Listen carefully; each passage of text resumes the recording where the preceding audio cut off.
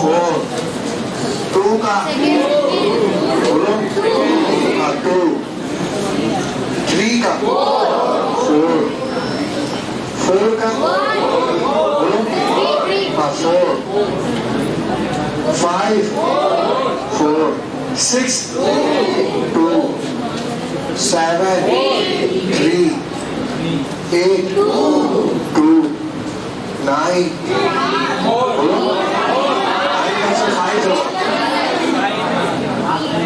E है 10 का answer 3 11 2 12 4 13 3 14 4 15 3 16 1 हाँ मोस्ट स्टेबल लिखा है ना। हाँ जिसका साइज छोटा, चार्ज ज्यादा, पोटेंशियल पावर ज्यादा, उसमें कॉम्प्लेक्स बनाने की क्षमता ज्यादा। तो आज मेटल में बेरिलियम सबसे छोटा है ना, पोटेंशियल पावर सबसे ज्यादा है, तो कॉम्प्लेक्स बनाने की क्षमता सबसे ज्यादा। तो बेरिलियम कॉम्प्लेक्स ज्यादा स्टेबल बनाएगा।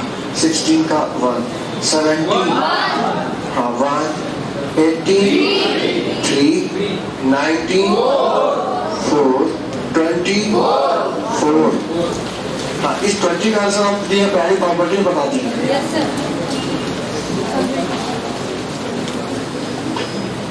हाँ 21 2 22 2 नहीं 22 का 2 23 1 24 बोलो आंसर 1 लीस्ट आयनिक मतलब मोर कोवलेंट, आयनिक कम मतलब कोवलेंट ज्यादा, कोवलेंट ज्यादा मतलब फजान फजान फजान में क्या बोलता है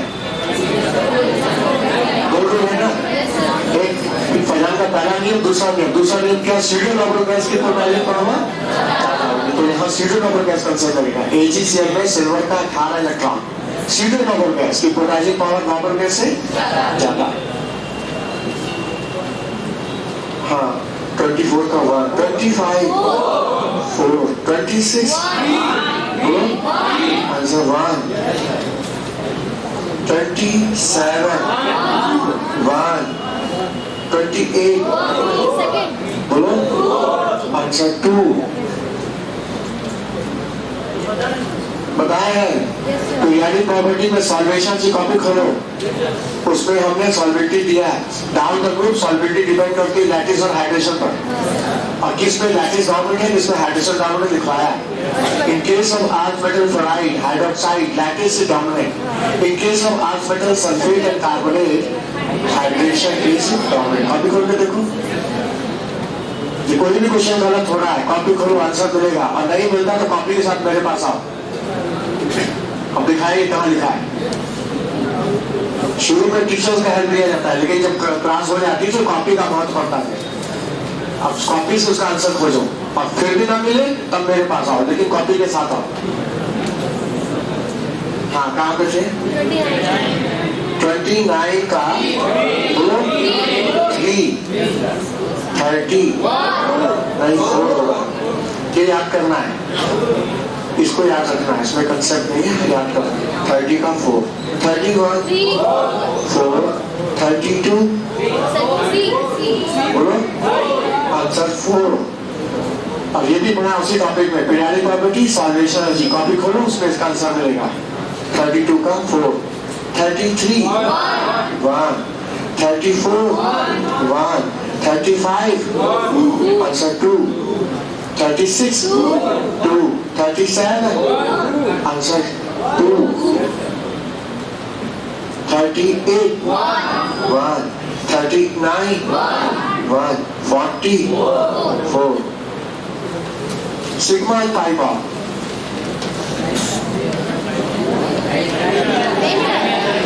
नहीं मिला तो उसको बटवा देते हैं आज तक। सिग्मा पाई के बाद आप हार्वेस्टर शुरू करना है ना।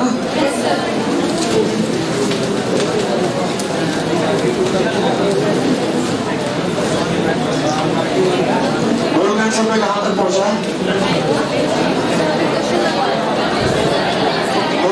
कितनी शीट मिली है? 2 मिलना है, 2 मिलना चाहिए। बोल कंसेप्ट में रिवाइज, उसको रिवाइज करा देते हैं फिर से, ठीक है? सुन लो एक बार फिर से, लेकिन उसमें क्वेश्चन लगाना होगा, लगाओगे तभी कंसेप्ट पक्का होगा। सुना करके बैटरी चार्ज कर देंगे, लेकिन उसको यूज करना है, क्वेश्चन लगाना है। बिना लगाए वो पक्का होगा नहीं। सुनते हुए 10 बार सुनो, निकल जाएगा साहब। लेकिन जहां सुना बात समझ में आ जाए तुरंत क्वेश्चन लगाओ, लगा के उसका हिसाब लो, मतलब डिस्कशन पूछो। ये पूरे फिजिकल केमिस्ट्री का सबसे हार्ड चैप्टर है, बता रहे हैं, सबसे कठिन चैप्टर है मोल कंसेप्ट।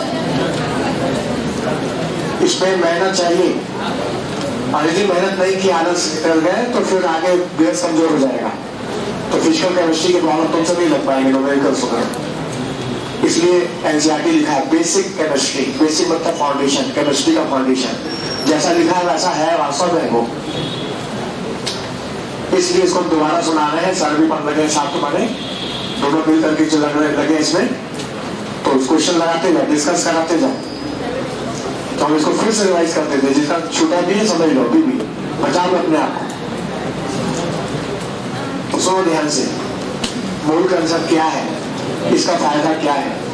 इसी मूल कंसेप्ट से हमको आगे चल के इक्वेशन बेस्ड प्रॉब्लम लगाने में हेल्प मिल जाएगी। रिएक्शन पे आधारित numericals problem based on chemical equations. और यदि रिएक्शन तुम्हारा सिंपल टाइप का है तो डायरेक्ट लिमिटिंग से लगा लेते हैं, और यदि कॉम्प्लिकेटेड प्रॉब्लम्स है तो उसके पीवीसी लगा देते हैं। और यदि कोई गैस मिक्सचर को एनालाइज करना हो तो उसको भी हम लगा सकते हैं। इसमें वीडियोमेट्री, गैस एनालिसिस, मतलब गैसेस के क्वेश्चन में हेल्प मिलेगी तुमको। मॉलिक्यूलर वेट निकालना हो उसमें भी हेल्प मिलेगी। एटॉमिक वेट निकालना हो, एम्पिरिकल फॉर्मूला निकालना हो, मॉलिक्यूलर फॉर्मूला निकालना हो, हर जगह इसका यूज होगा मोल कंसेप्ट। आगे चलते chemical equilibrium, ionic equilibrium, gases के थर्मो, हर जगह इसका यूज होगा। ये फिजिकल केमिस्ट्री का बेसिक फंडामेंटल टॉपिक है, फाउंडेशन है, और ये मेहनत मांगता है। और यदि यहाँ मेहनत नहीं की, आलस कर गए तो बेस कमजोर हो जाएगा, ये मान लो। इसलिए दोबारा फिर रिवाइज कर देते हैं, लोहा गर्म कर देते हैं। तुम्हारा काम है हथौड़ी चला दो, हथौड़ी चलाओगे शेप आ जाएगा, और नहीं तो ठंडा हो जाएगा, फिर दोबारा गर्म नहीं किया जाएगा।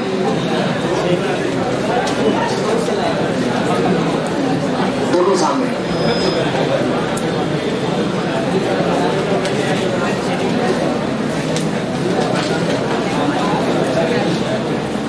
न समझ में बेझक हाथ उठाओ, बात करो, पूछो, देखो सामने। बहुत फिजिकल केमिस्ट्री रखने का ध्यान नहीं, पहली बार समझना, इसको कुछ नहीं रखना। फिजिकल केमिस्ट्री रखना ही नहीं, इसको बस समझना। जो बात समझाई जाए उसको समझो, और लेकिन ये भी मसला कि समझ में आ गया तो काम बन गया। समझ में आया लेकिन पक्का करना है इसको, पकाना है इसको। अब हमने रोटी बेल करके दे दिया, तुम्हारा काम उसको उलट फुलट किसी को बनाओ। अब तुमने तवे में जाके छोड़ दिया उसको, और जल के सूख के लकड़ी हो जाएगी, तो खाने जाएगा तो इसके किसी काम की नहीं होगा। ऐसे है तुम्हारा कंसेप्ट। इसलिए जो सुना समझ में आया तुरंत क्वेश्चन लगाओ। इसलिए शीट पहले दे दिया सबको, ताकि क्वेश्चन रहेगा तब में लगाएंगे। हाँ देखो सामने मूल क्या है, तो हमने कहा था केमिस्ट्री में सामने देखो कहाँ ख्याल रहता है, जिधर नजर जाए उसका आई टू कंटेक्ट बनना चाहिए। और नहीं बन रहा है इसका मतलब उसका बहुत क्लास में है ही नहीं, वो तन है, मन कहीं और बैठा हुआ। तन मन एक रस हो जाए तब जाके बात समझ में आएगी, अंदर जाएगी बात। अभी तो अंदर गई नहीं तो लड़ोगे किससे? हथियार ही नहीं है तो लड़ोगे किससे? लड़ने के लिए क्वेश्चन से लड़ने के लिए हथियार चाहिए ना।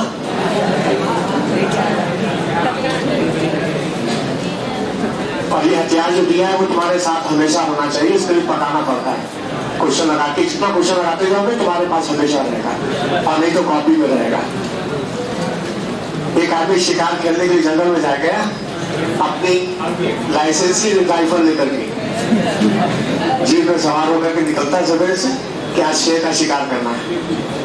चलो दिन भर जंगल में फेरी लगा रहा है जीप से अपनी लाइसेंसी राइफल के साथ, कोई शिकार नहीं मिला। शाम हो गई, ट्रक का हार्ड करके फिर जीप को किनारे खड़ा कर दिया, राइफल को अपनी सीट पर रख दिया, ट्रक टहलने के लिए आगे निकल गया।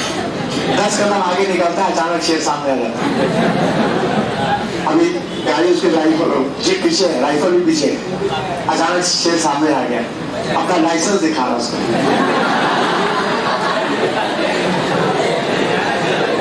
देखो पेपर लाइसेंस, राइफल का लाइसेंस है मेरे पास। मेरी बात समझ में आती है क्या बोले? क्या इसका मतलब क्या है?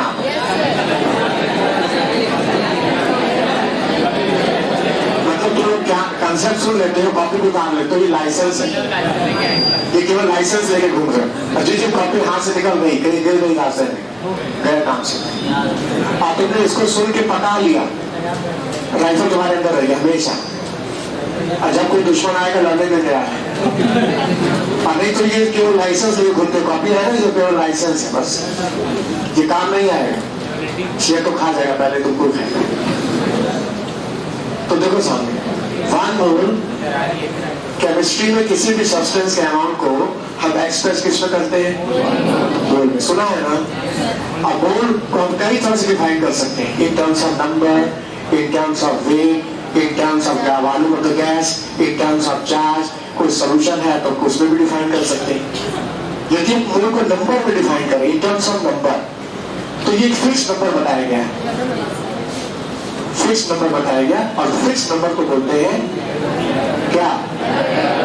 एवोगाड्रो नंबर, जिसकी वैल्यू होती है 6.023 10 का पावर 23।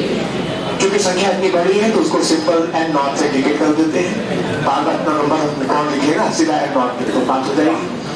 तो 1 मोल एक फिक्स नंबर है जिसको बोलते हैं एवोगाड्रो नंबर। ये नंबर एक बहुत बड़ी संख्या है, इसको काउंट करने में बताया था 10 का पावर 16 ईयर लग जाएगा, और इसको खर्चा करना हो तो 1 मोल रुपए को खर्चा करने में, और रेट क्या है? 10 लाख पर सेकेंड। तो इसको खर्चा करने में 1.9 10 का पावर 10 ईयर लग जाएगा। एक बहुत बड़ी संख्या है ये। तो इस संख्या को काउंट करने के लिए हमने एक इंस्ट्रूमेंट का नाम लिया था स्पेक्ट्रोमीटर, मास स्पेक्ट्रोमीटर का हेल्प लेके संख्या काउंट कर लेते हैं। और ये इसको काउंट करने के लिए कार्बन 12 का आइसोटोप लिया गया, 12 ग्राम कार्बन लिया गया आइसोटोप, और उसको डाल दिया मास स्पेक्ट्रोमीटर में, और काउंटिंग करके निकाला गया। तो उसमें कार्बन की संख्या आई 6.023 10 का पावर 23। 12 ग्राम कार्बन लिया 12 आइसोटोप, उसमें इतने कार्बन पाए गए। ये 12 ग्राम कार्बन क्यों लिया? पहले बार कार्बन ही क्यों लिया? कार्बन ही क्यों लिया? क्योंकि नेचर में सबसे ज्यादा पाया जाता है, स्टेबल फॉर्म में होता है, और इसके जो आइसोटोप्स उनको अलग भी कर सकते हो बड़े आराम से। कार्बन 12 14 को अलग कर सकते हो, चीपेस्ट इजीली अवेलेबल है, वर्सेटाइल नेचर का होता है, इसलिए कार्बन 12 आइसोटोप को आधार बना करके ये संख्या निकाली गई। और फिर एवोगाड्रो ने अपनी हाइपोथेसिस बना दी कि 1 मोल कोई भी सब्सटेंस होगा उसमें इतने पार्टिकल्स होंगे, कोई भी सब्सटेंस, ऐसा नहीं कार्बन को तो आधार बनाया है, उसके आधार पर 1 मोल को डिफाइन कर दिया गया। जैसे हमने कहा ना कि 1 मीटर के हम लोग डिफाइन करते हैं स्केल को, तो 1 मीटर की स्केल डिफाइन कैसे हुई है? मीटर के म्यूजियम में रॉड रखी है जिसकी लंबाई मान ली गई 1 मीटर है, और उसी 1 मीटर से 1 मीटर को डिफाइन कर लिया गया।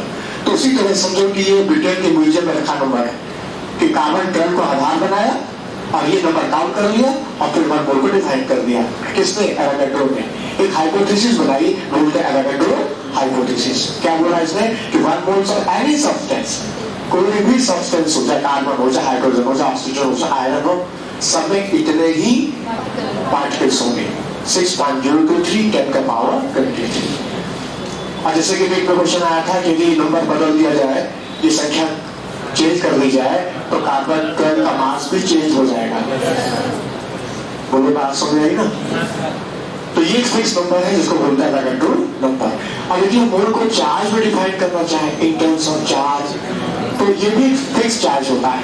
केमिस्ट्री में चार्ज इलेक्ट्रॉन प्रोटॉन का ही होता है, केवल इलेक्ट्रॉन या प्रोटॉन। मान लो 1 इलेक्ट्रॉन की चार्ज की बात करें तो 1 इलेक्ट्रॉन का चार्ज 1.6 × 10 का पावर 19 कूलम।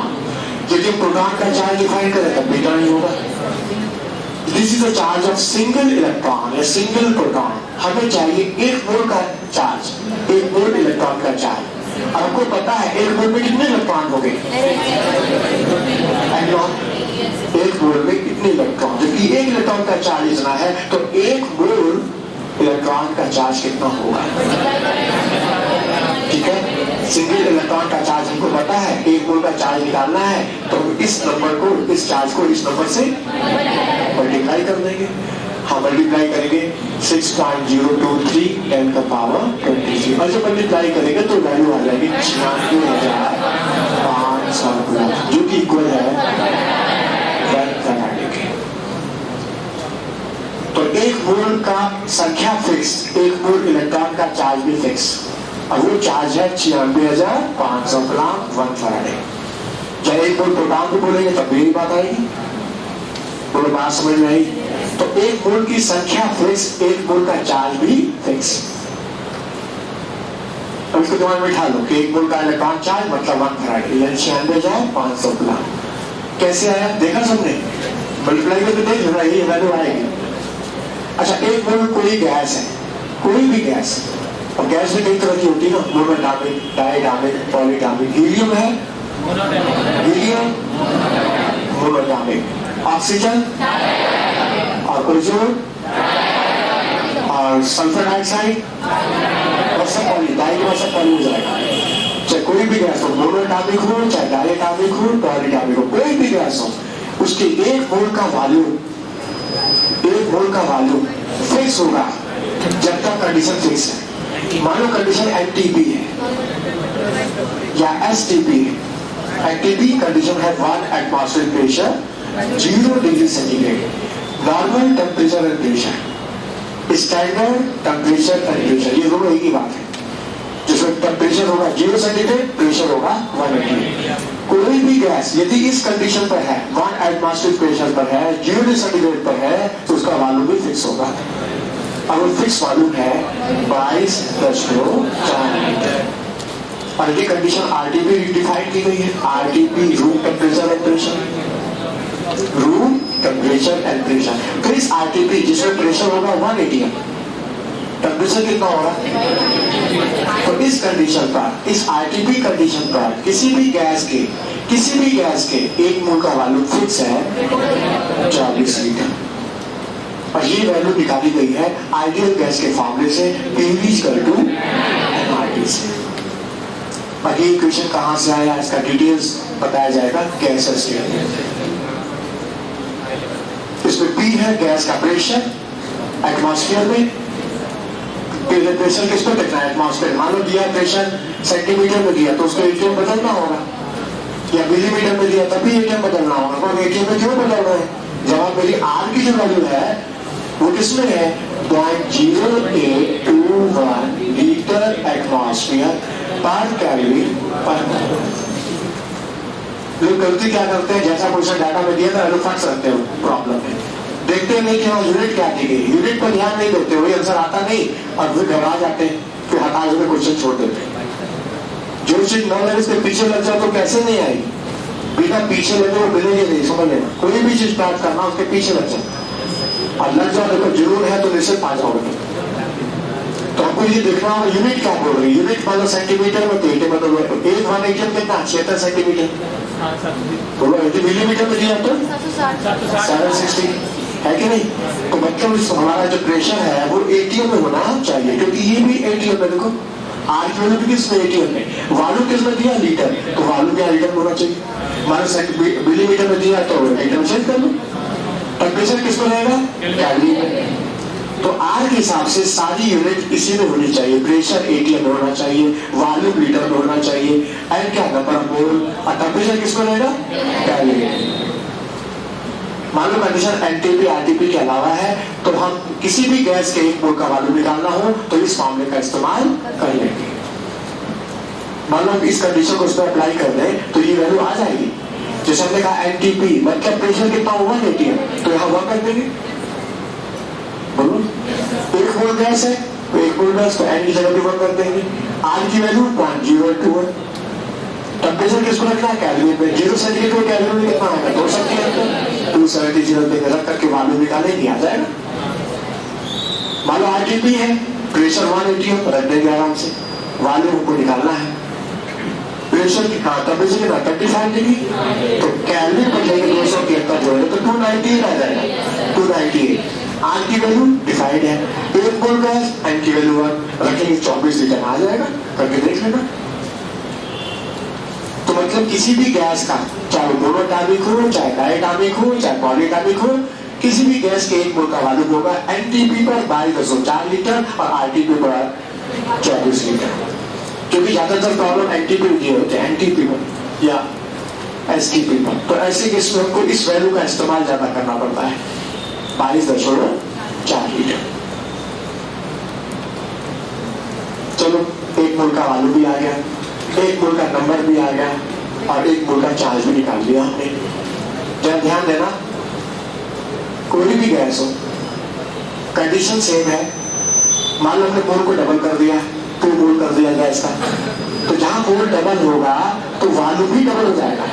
मान लो ये वॉल्यूम V0 है, स्टैंडर्ड मोलर वॉल्यूम V0, 1 मोल का वॉल्यूम एनटीपी पर V0, हमने मोल को डबल कर दिया तो वॉल्यूम भी डबल हो जाएगा। क्योंकि 1 मोल का संख्या फिक्स है N0, यदि हमने मोल डबल कर दिया तो नंबर भी क्या होगा, 2N0 हो जाएगा। तो देखो कोई भी गैस हो, कोई भी गैस चाहे मोनोटॉनिक हो, चाहे डायटॉनिक हो, पॉलीटॉनिक हो, कंडीशन सेम है। सारी गैसेस की कंडीशन क्या है, सेम। तो ऐसे केस में जो मोल का रेशियो होगा वही वॉल्यूम का भी रेशियो होगा और वही नंबर का भी रेशियो होगा। ध्यान से देखा इसको, ये ध्यान दिया इसको, हमने क्या बोला, ये क्या था पता है, एवोगाड्रो, इसी को बोलता है एवोगाड्रो। एवोगाड्रो क्या बोलता है, कोई भी गैस हो, चाहे मोनोटॉनिक, चाहे डायटॉनिक, पॉलीटॉनिक, यदि कंडीशन सेम है तो मोल का रेशियो और नंबर का रेशियो सेम होगा और वही वॉल्यूम का भी रेशियो होगा। अब जैसे क्वेश्चन आता है, अभी एवोगाड्रो आप सुन लिए, लेकिन उसको जब क्वेश्चन लगाते समय गड़बड़ हो जाता है, क्योंकि पक्का अंदर से नहीं है, शब्द केवल हमारे दिमाग में है, शब्द दिमाग में है, सब टकरा है, लेकिन शब्दों पर हमने अभ्यास किया नहीं, वो ज्ञान पक्का है नहीं, क्वेश्चन आएगा तुरंत गलत हो जाएगा। मालूम कहता है कि मेरे पास 11.2 लीटर ऑक्सीजन गैस है एनटीपी पर, उसमें मालिक्यूल की संख्या है 2 × 10⁸ मालिक्यूल्स हैं, किसके, ऑक्सीजन गैस के मालिक्यूल हैं। ठीक है, मान लो हमने 22.4 लीटर लिया CO2 गैस एट एनटीपी पर, तो बताइए उसमें कितने मालिक्यूल्स होंगे, नंबर ऑफ मालिक्यूल्स कितने होंगे,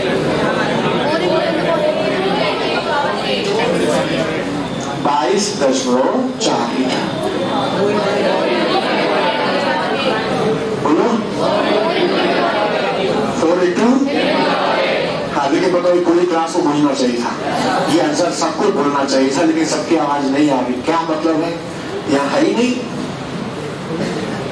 अभी हमने बोला कोई भी गैस हो, चाहे मोनोटॉनिक हो, चाहे डायटॉनिक हो, चाहे पॉलीटॉनिक हो, कंडीशन सेम है, मान लो तो वॉल्यूम का रेशियो और नंबर का रेशियो सेम है, मतलब वॉल्यूम का रेशियो डबल नहीं दिख रहा, जस्ट डबल, तो नंबर भी क्या होगा, जस्ट डबल। तो इसका डबल करो, 4 × 10⁸, बस कुछ है, लेकिन फिर भी गलत करते हैं, ध्यान ही नहीं देते क्या बोला गया।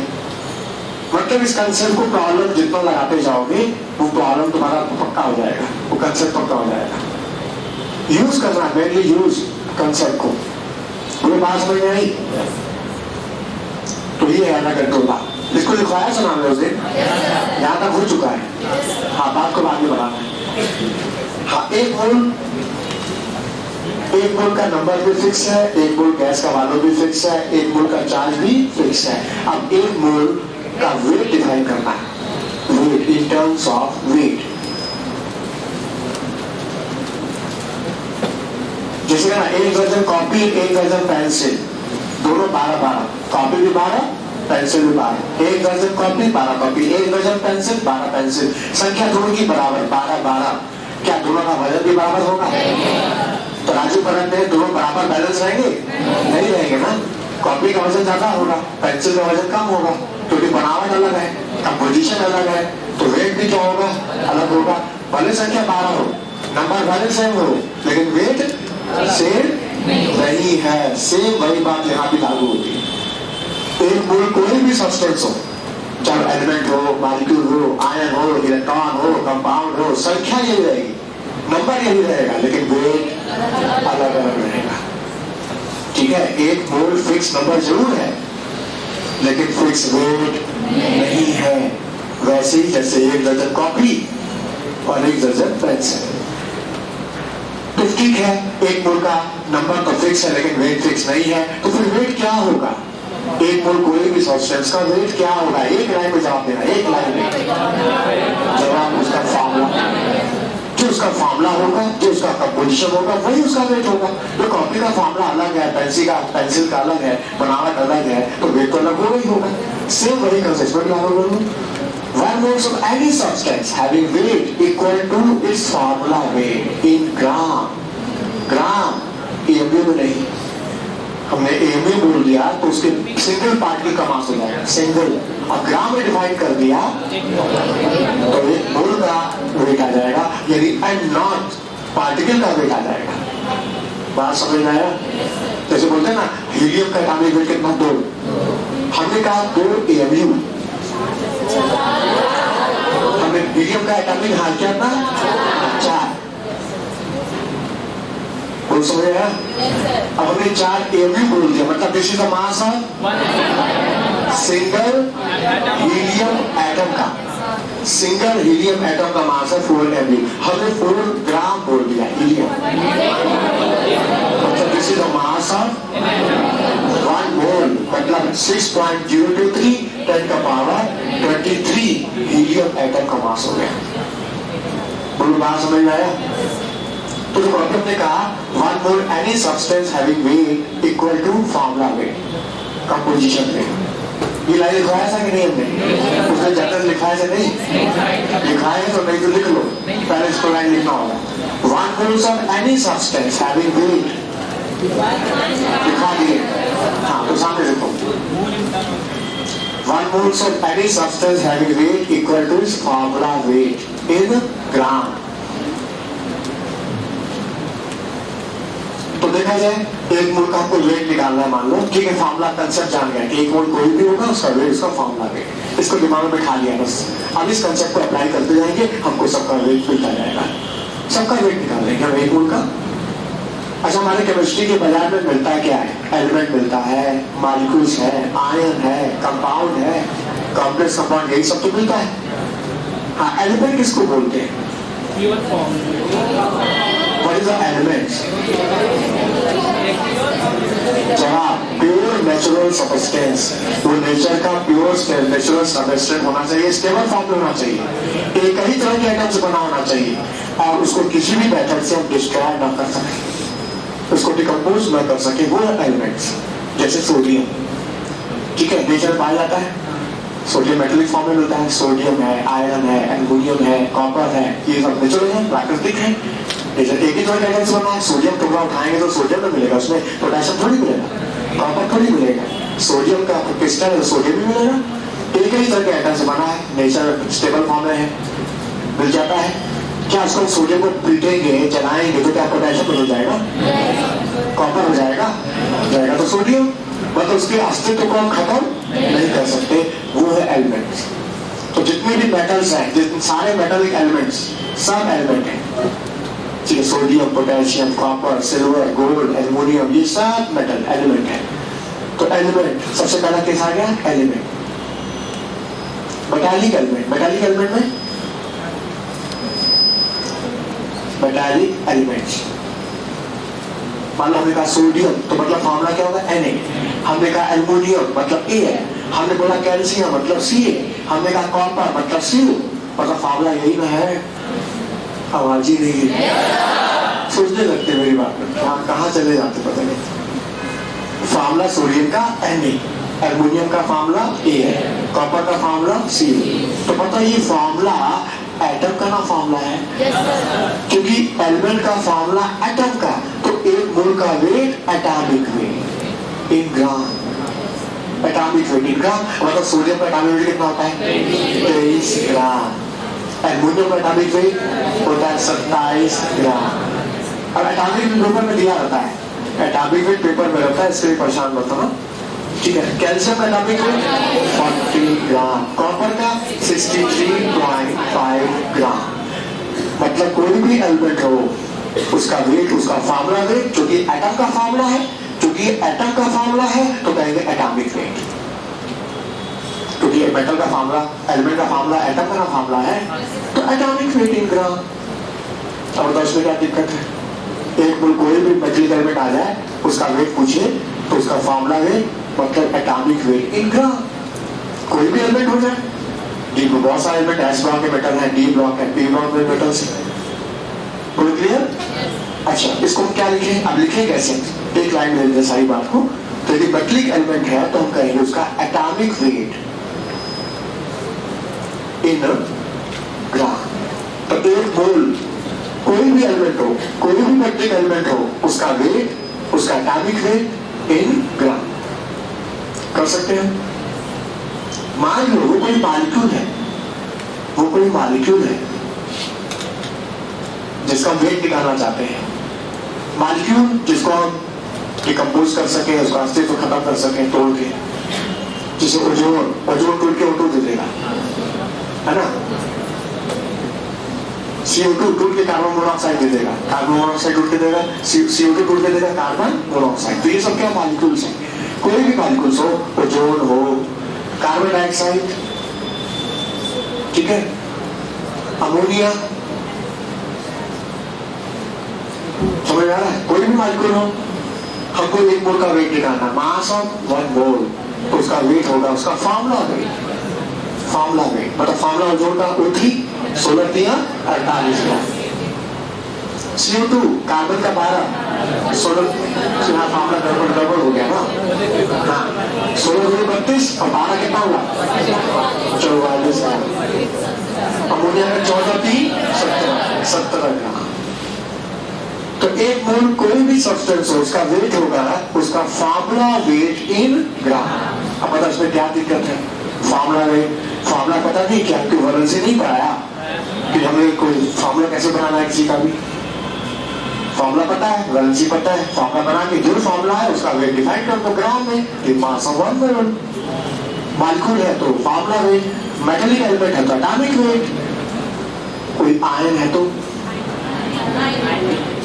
कोई आयन दे दिया, आयन दे दिया कार्बोनेट मतलब CO3-2, nitrate NO3-, sulphate SO4-2, ammonium NH4+, azide N3-, nitride N-, ये सब दे दिया। आयन है, सब आयन है। हाँ, एक मोल का वेट क्या होगा? मतलब इसके एक मोल का वेट क्या होगा? उस आयन का फॉर्मूला है, उस आयन का फॉर्मूला वेट इन ग्राम। पक्का कर लो कि आयन का फॉर्मूला वेट इन ग्राम।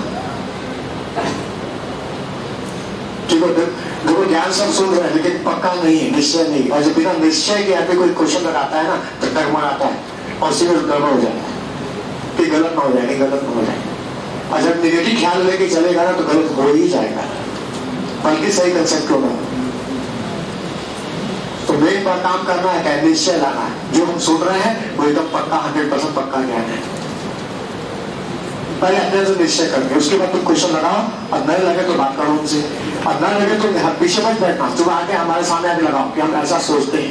कोई भी क्वेश्चन फंस रहा है मेरे सामने आके लगाओ कि हम ऐसा सोच रहे हैं, तो उससे तुम अपने बोलोगे ना तो तुम्हारी सोच पकड़ लेंगे, तुम आगे कहाँ गड़बड़ कर रहे हैं। जब तुम हमसे बात करते हो तुम्हारा एक्सरे मिल जाता है पूरा कि कहाँ ही गड़बड़ी कर रहा है।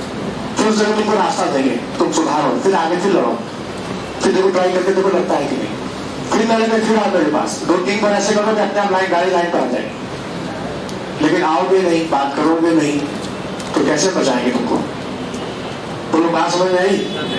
देखो सामने, तो यदि कोई भी आयन है उसका वेट, एक मोल का वेट, उसका फार्मूला वेट। हाँ, फार्मूला वेट क्या? CO3- जो कार्बोनेट का, कार्बन का क्या 12 16 3 48 48 12 हाँ 60 ग्राम 60 ग्राम आ जाएगा। हाँ, नाइट्रेट का, नाइट्रोजन का 40 63 48 48 + 40 बस इन ग्राम। सल्फेट का, सल्फर का 32 64 64 + 60 जोड़ो ग्राम। कर लो ना। अब जोड़ का तो नहीं सिखाएंगे ना, जैसे जोड़ना है तो कर लोगे।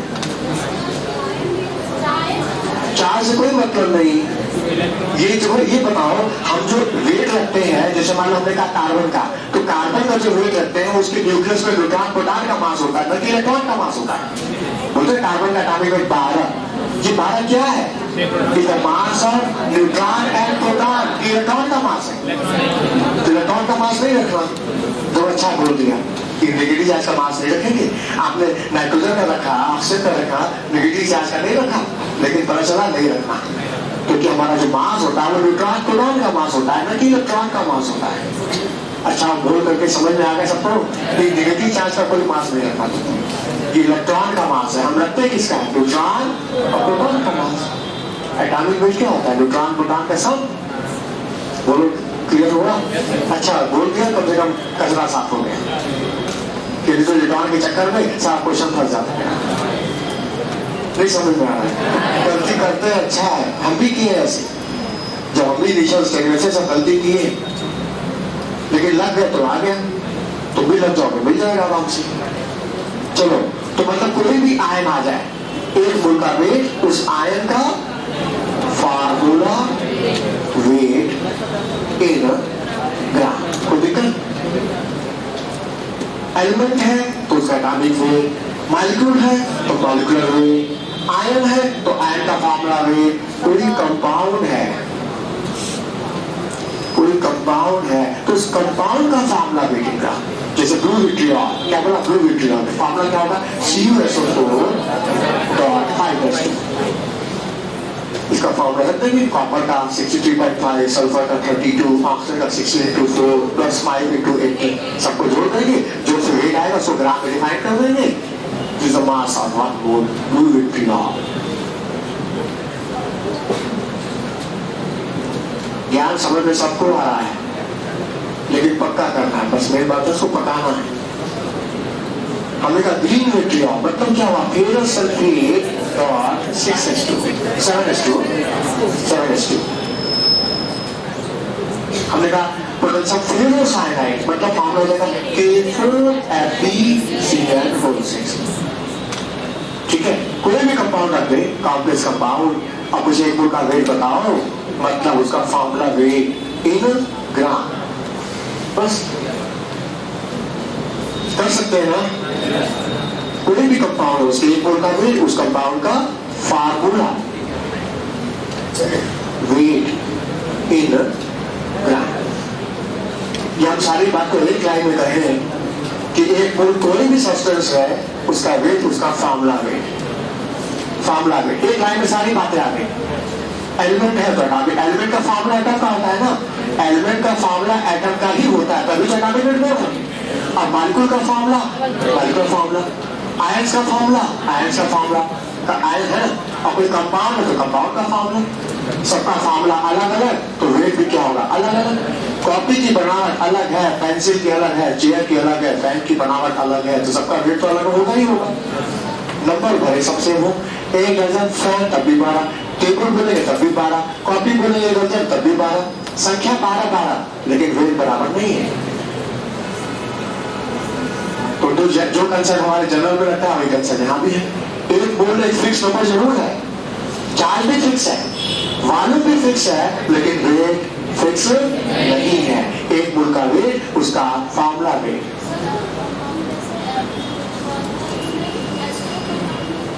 क्यों नहीं करेंगे? हमने ब्लू विट्रियॉल बोला, तो ब्लू विट्रियॉल में वाटर आता है, तो पूरे कंपाउंड का वेट में इसका वाटर का वेट काउंट करेंगे। CuSO4.5H2 हमने कहा एक मोल ब्लू विट्रियॉल का वेट बताओ, तो मतलब इसमें 5 वाटर का भी वेट काउंट होगा।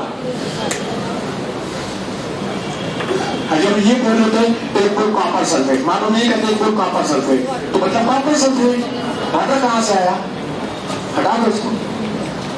अब तुमने फार्मूला ही गलत लिखा है, तो गया काम से। फिर तुमको पता हो जाए कॉपी का बनावट क्या है, पेंसिल का बनावट क्या है, उसका फार्मूला अलग है ना। ब्लू विट्रियॉल कॉपर सल्फेट हाइड्राइड, केवल कॉपर सल्फेट CuSO4। बोलो क्लियर? चलो, बोल को हमने अलग अलग तरह से एक्सप्रेस कर लिया, in terms of number, in terms of volume of the gas, in terms of charge, in terms of weight. बोल को 4 तरह से एक्सप्रेस किया गया है। अब अगला स्टेप आता है नंबर ऑफ मोल निकालना। नंबर ऑफ मोल मतलब दर्जन निकालना। पहले दर्जन का मतलब सिखाएगा कि एक दर्जन का मतलब क्या है, मतलब 12। अब नंबर दर्जन निकालना सिखाएगा सबको, क्योंकि आपको आता है नंबर दर्जन निकालने। तो जब वो आता है तो ये भी आएगा जरूर। दर्जन निकालने आता है? 100 कॉपी है, दर्जन निकालना है। 100 बाई 10, 100 बाई, तो आता है ना। तो सेम वही चीज तो ये भी है, सेम वही चीज है, कोई नई बात नहीं है। पूरा जैसे मार्केटिंग होती है सेम वैसे ये भी है। जैसे मार्केटिंग करते हैं समझो केमिस्ट्री का बाजार है, इस बाजार में ये समझो किराने की दुकान है, ये सब स्टेशनरी की दुकान है, स्टेशनरी हर चीज ठीक करेगा दर्जन के हिसाब से। ये गैस की एजेंसी है, जब गैस का तुमको पेमेंट करना होगा सिलेंडर के वॉल्यूम के हिसाब से, 10 लीटर 20 लीटर जैसा वॉल्यूम सिलेंडर का उस वजह से पेमेंट होगी। ये पावर हाउस है, जब तुमको बिजली का बिल जमा करना है यूनिट के हिसाब से, जितना चाह उस हिसाब से पैसा लेगा। और ये किराने की दुकान है जो हर सामान तौल के देगा। ये किराने की दुकान हो गई, ये स्टेशनरी की दुकान हो गई, ये गैस एजेंसी हो गई, और ये पावर हाउस हो गया। और इस सारी दुकान को मार्केट को चलाने के लिए क्या चाहिए? रुपया। अब वो है रुपया, ये बिना रुपए के कोई सामान का लेन देन नहीं होगा।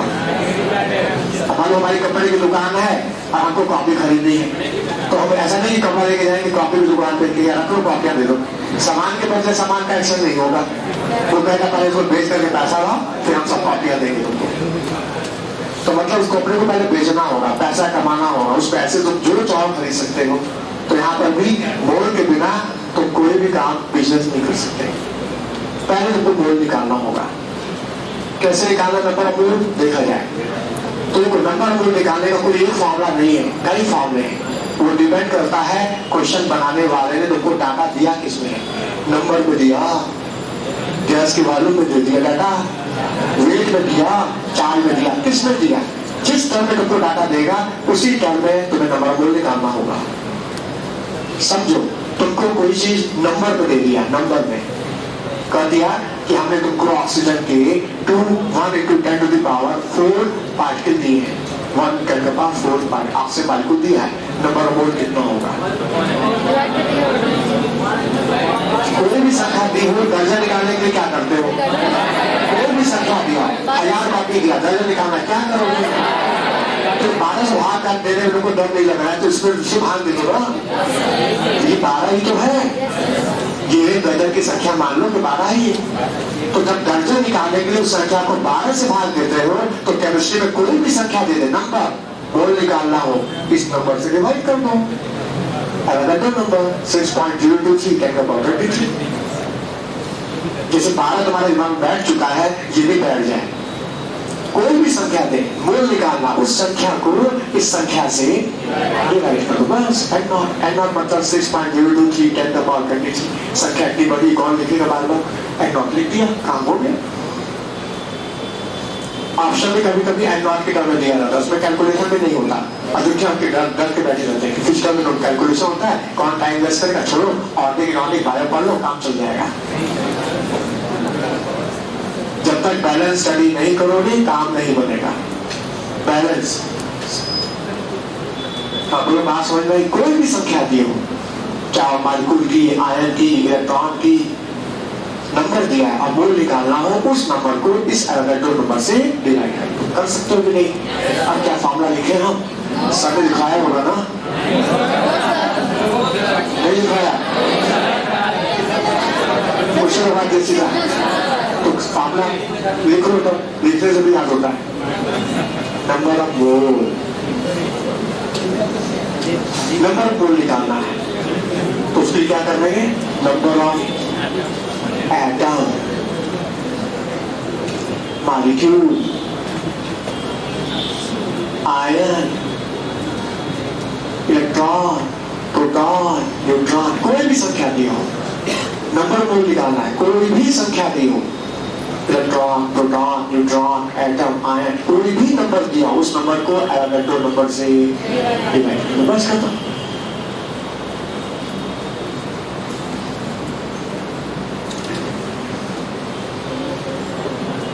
उस नंबर को एवोगाड्रो नंबर से डिवाइड कर दो, कर सकते हो, कोई दिक्कत नहीं। हाँ, ये फॉर्मूला तब लगाएंगे जब हमको नंबर में दिया कोई भी चीज, तो ये कंसेप्ट बनाएंगे।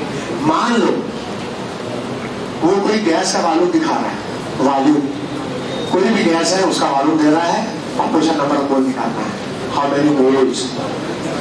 तो क्या करेंगे, क्योंकि हमको पता है कि एक मोल कोई भी गैस है उसका वॉल्यूम फिक्स है। यदि कंडीशन एनटीपी दी गई है, एनटीपी एसटीपी, तो वॉल्यूम कितना 22, तो हमको जो भी वॉल्यूम देगा उस वॉल्यूम से इस वॉल्यूम को डिवाइड करेंगे बस। हाँ, number of mole, number of मोल। दोनों फॉर्मूला लिखने से भी कुछ याद होता है, कुछ लिखने से कुछ लगाने से भी याद हो जाएगा। Number of mole, volume of the gas, volume of gas at NTP या एसटीपी। जब वॉल्यूम दिया है एनटीपी एसटीपी पर, तो हम उस गिवन वॉल्यूम को डिवाइड करेंगे स्टैंडर्ड मोलर वॉल्यूम, जो कि एक मोल का स्टैंडर्ड वॉल्यूम है 22.4 लीटर। लेकिन स्टूडेंट इतना सुनने के बाद भी गलत करता है। क्या गलती करता है, वॉल्यूम दिया होगा एमएल में और लिखेगा 22.4 लीटर, आंसर नहीं आ रहा, परेशान है, मतलब उसको क्या है। जब वॉल्यूम एमएल में दिया तो तुम एमएल में रखो, जब लीटर में दिया तो लीटर में रखो। यूनिट पर ध्यान देंगे नहीं, आंसर आएगा नहीं, घर आ जाएगा। ध्यान रखना, तो हमने यहाँ वॉल्यूम को कैसे लीटर करते, चलो जब लीटर है तो 22.4 लीटर, एमएल रहेगा तो 22,400। तो दिमाग खुला रखो एकदम से। जिस पेशे में जा रहे हो मेडिकल लाइन में, तो उसके लिए दिमाग एकदम खुला होना चाहिए। और देखो जब तुम्हारे में क्वालिटी होगी ना, तो तुमको लायक, जो आगे लायक होता है उसको लायकी मिल जाती है अपने आप। लायकी तो उसके बाद दौड़ती है उसके पीछे, पहले अपने तो लायक डेवलप करो, तो लायकी तो मिल ही जाएगी अपने आप। तो वो छोटी छोटी बातों पर ध्यान देंगे तो वहां बड़ी बड़ी बातें भी हमारे सब दिखने लगेगी हमको। हाँ, मान लो कि कंडीशन एनटीपी ना देकर के एसटीपी लिखा हुआ है या आरटीपी लिखा, आरटीपी, तो यहाँ क्या होगा, तो यहाँ 24 लीटर हो जाएगा। तो नहीं 24 लीटर हो जाएगा, आरटीपी है तो 24 लीटर, एनटीपी है तो 22.4 लीटर।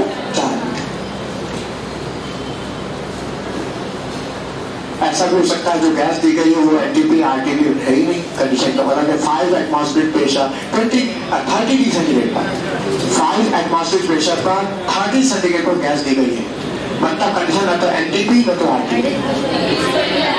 हाँ, पीवी एनआरटी में हेल्प लेके अपने प्रॉब्लम को सॉल्व करना। जितनी मोल गैस देगा ताकि उसका वॉल्यूम निकाल लेना, जब वॉल्यूम दिया है तो मोल निकाल लेना, नंबर ऑफ मोल आ जाएगा। तो गैस के केस में मोल कैसे निकालना है, वॉल्यूम से। नंबर दिया हो तो कैसे निकालना है, मोल, पता चल गया। मान लो कोई आयन दिया हुआ, आयंस, और उसका तुम्हें चार्ज निकालना है, ठीक है। मान लो कहता है कि मेरे पास सोडियम आयन है, मेरे पास सोडियम आयन है, इसके ऊपर 5 फैराडे का चार्ज है, 5 फैराडे का चार्ज है। इसमें कितने मोल हुए सोडियम आयन के, हमको पता है 1 मोल प्रोटॉन का चार्ज 1 फैराडे होता है, मतलब 1 फैराडे मतलब 1 मोल प्रोटॉन का चार्ज, 1 फैराडे मतलब 1 मोल प्रोटॉन का चार्ज, और 5 फैराडे मतलब 5 मोल प्रोटॉन का चार्ज। तो इसमें 5 एक प्रोटॉन है ही दिख रहा है, तो 5 मोल सोडियम आयन हो गए तुम्हारे पास, मतलब ये तुम्हारा कितना है 5 मोल। तो देखो मोल निकालने के लिए फॉर्मूला क्या हो जाएगा यहाँ पर, number of mole, number of मोल निकालना है तो मान लो दे दिया चार्ज ऑफ सोडियम आयन, जो भी चार्ज देगा उसको हम 1 फैराडे से डिवाइड कर देंगे। बोलो, जो भी चार्ज दिया होगा 1 Faraday, charge in Faraday, charge of sodium ion in Faraday, charge of sodium ion in Faraday, in Faraday. जो भी चार्ज फैराडे दिया होगा उसको हम 1 से डिवाइड कर देंगे। मान लो कुलाम में दिया रहेगा तो 500 से डिवाइड कर देंगे। सोडियम आयन का तो मान लो सोडियम की जगह कैल्शियम आयन रहा था, अब एक कैल्शियम के ऊपर 2 प्रोटॉन का चार्ज होता है, तो नंबर मोल तुमको निकालना है, तो क्या जब 2 पॉजिटिव चार्ज है तो 2 से डिवाइड कर देंगे, 2 फैराडे से। बोलो, यदि 3 एल्युमिनियम आयन दिखा दिया 3 पॉजिटिव चार्ज तो 3 तरह डिवाइड कर देंगे। बोलो बात हो गई। तो हम यहाँ ऐसा करते हैं मेटल आयन लिख देते हैं एम आयन, मतलब उसको कोई भी चार्ज हो सकता है। तो यहाँ पे हम क्या करते हैं एन कर देते, चलो जैसा चार्ज उससे मल्टीप्लाई कर डिवाइड कर देंगे। मतलब सोडियम आयन है तो 1 फराडे, कैल्शियम आयन है तो 2 फराडे, एल्युमिनियम आयन है 3 फराडे, 3 फराडे आ जाएगा नंबर ऑफ मोल। नहीं आएगा बोलो। तो मोल निकालने के लिए कोई एक फॉर्मूला नहीं है, नंबर से निकालना है कि तुमको वॉल्यूम से निकालना है कि चार्ज से निकालना है, जैसे निकालना वैसा फॉर्मूला लगाओ। पर स्टैंडर्ड याद करो, स्टैंडर्ड एक मोल का नंबर फिक्स, एक मोल का वॉल्यूम फिक्स, एक मोल का चार्ज फिक्स। चलो मान लो हमको वेट दिया, वेट और मोल निकालना, number of mole, number of मोल। तो पहले ये देखना होगा वेट किसका दिया है, एलिमेंट का दिया है, मॉलिक्यूल का दिया है, आयन का दिया है कि कंपाउंड का दिया है। मान लो एलिमेंट का दिया है, आपको पता है एक कोई एलिमेंट का वेट एटॉमिक वेट होता है, तो पता है एटॉमिक वेट से भाग दे देंगे। यदि कोई मॉलिक्यूल दे दिया तो जो भी वेट देगा उस वेट मॉलिक्यूल का वेट दे रहा है, तो उस मॉलिक्यूल के वेट को हम डिवाइड करेंगे मॉलिक्यूलर वेट से। ये मॉलिक्यूलर वेट है ना, ये क्या molecular weight, molecular weight in ग्राम। जब एलिमेंट का वेट देगा तो एटॉमिक वेट से डिवाइड कर देंगे, एटॉमिक वेट से डिवाइड कर देंगे, और मॉलिक्यूल का वेट देगा तो मॉलिक्यूलर वेट से डिवाइड कर देंगे। कोई आयन का वेट देगा तो आयन के फार्मूला वेट से डिवाइड कर देंगे, और कंपाउंड का वेट देगा तो उस कंपाउंड के फार्मूला वेट से डिवाइड कर देंगे। बोलो बात समझ आया। तो कितने फार्मूले बन गए, 1 2 3 4 फार्मूले बन गए। नंबर ऑफ मोल निकालना है, नंबर ऑफ मोल। तो क्या क्या वेट ऑफ एलिमेंट्स, उस एलिमेंट का weight divided by atomic weight, atomic weight in gram. हाँ कोई मॉलिक्यूल का वेट दिया है तो number of mole of molecule, number of mole of molecule equal to weight of molecule, weight of molecule divided by molecular weight in gram। उस molecule के wait को उसके मॉलिक्यूलर वेट से डिवाइड कर देंगे। लेकिन एग्जाम में बड़ा चलाक है, जानते हो क्वेश्चन एक बार दिया था कि 1 किलोग्राम इलेक्ट्रॉन दिया गया, how 1 kilogram electron, how many mole. आपको इलेक्ट्रॉन का फॉर्मूला क्या होता है, इलेक्ट्रॉन का फॉर्मूला क्या है, इलेक्ट्रॉन का ई हुआ, हाँ सिंगल इलेक्ट्रॉन का मास दिया हुआ था, वहां सिंगल इलेक्ट्रॉन का मास दिया होता 9 1 × 10⁻31 होता है ना, दिया हुआ था, सिंगल इलेक्ट्रॉन का मास दिया है। तो मतलब दिया सिंगल इलेक्ट्रॉन का मास, जबकि तुमको यहाँ रखना होगा 1 मोल का मास, मतलब ये सब 1 मोल का मास है ना, atomic weight in gram, formula wait in ग्राम, ये सब 1 मोल का मास है ना। तो तुमको उस वेट को डिवाइड करना होगा 1 मोल इलेक्ट्रॉन के मास से, 1 मोल, और 1 मोल इलेक्ट्रॉन का मास, 1 इलेक्ट्रॉन का मास कितना है 9.1 × 10⁻31 into n0। ये सिंगल इलेक्ट्रॉन का मास हो गया और ये 1 मोल इलेक्ट्रॉन का मास हो गया, तो गिवन मास को 1 मोल के इलेक्ट्रॉन के मास से डिवाइड कर देंगे तो नंबर ऑफ मोल निकल आएगा। आखिर जो भी तुम डिवाइड कर रहे हो 1 मोल का ही तो मास है, एटॉमिक वेट भी तो 1 मोल का मास है, मॉलिक्यूलर वेट भी तो 1 मोल का ही मास है, मॉलिक्यूलर वेट ये भी तो 1 मोल का मास है। बोलो बात समझ में आया। तो अपना कॉमन सेंस भी लगाना पड़ेगा ना। हाँ आयन, कोई आयन का दिया है, हमको वेट दिया कि हमको दे दिया 10 ग्राम कार्बोनेट आयन, 10 ग्राम कार्बोनेट आयन, 10 ग्राम कार्बोनेट आयन, मतलब ये आयन का वेट दे दिया ना। तो हम मोल निकालने के लिए इस वेट को इस फार्मूला के वेट से जो दिख रहा है उसी पर अटैक करो ना। जब कार्बोनेट दे रहा तो कार्बोनेट का फार्मूला वेट डिवाइड कर दो। इसका फार्मूला वेट कार्बन का 12, 16 3 48,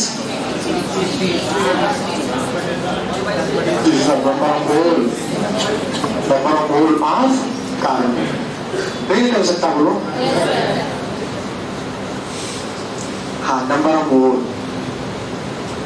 of ion equal to weight of ion in gram divided by formula weight of iron in gram। किसी भी आयन का मोल निकालना हो, उस आयन के वेट को उस आयन के फार्मूला वेट से डिवाइड कर दो। बोलो, बात समझ में आई? और किसी कंपाउंड का वेट दे दिया तो कंपाउंड के वेट को कंपाउंड के फार्मूला वेट से डिवाइड करते हैं।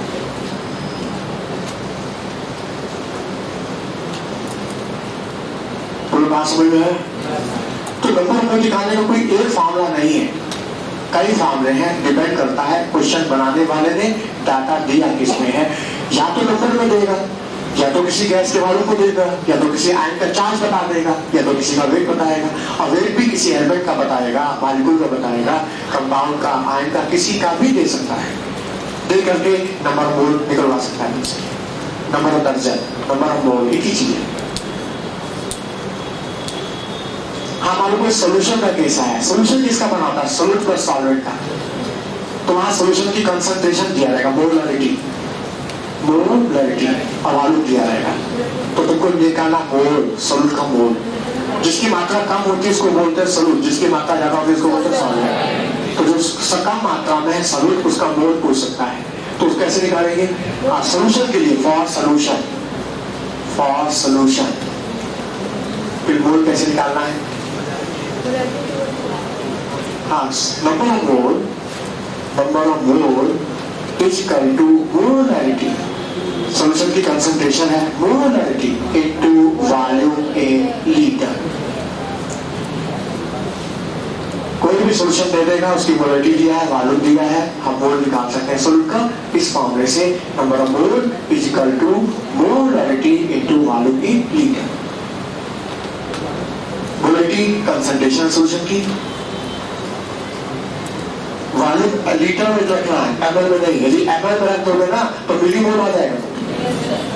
यदि वॉल्यूम एमएल में रखा तो मिलीमोल आएगा, और वॉल्यूम लीटर में रख दिया तो मोल आ जाएगा।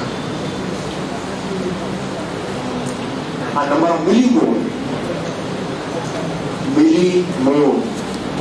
Is equal to molarity into volume in ML, millilitre.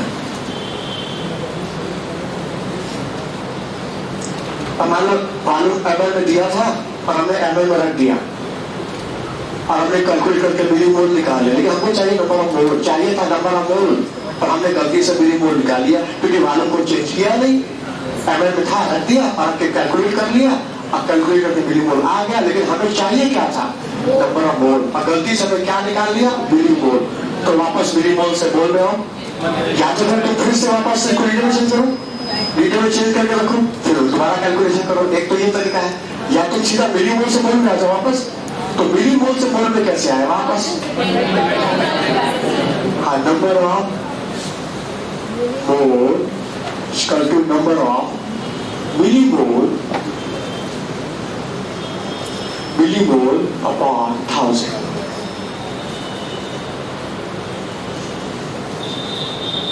तुमने एक वॉल्यूम को एमएल में रख दिया और मिलीमोल आ गया, तुमको चाहिए मोल, तो मिलीमोल को मोल में कैसे बदले? ऐसे बदल दो, number of mole equal to number of millimole upon 1000।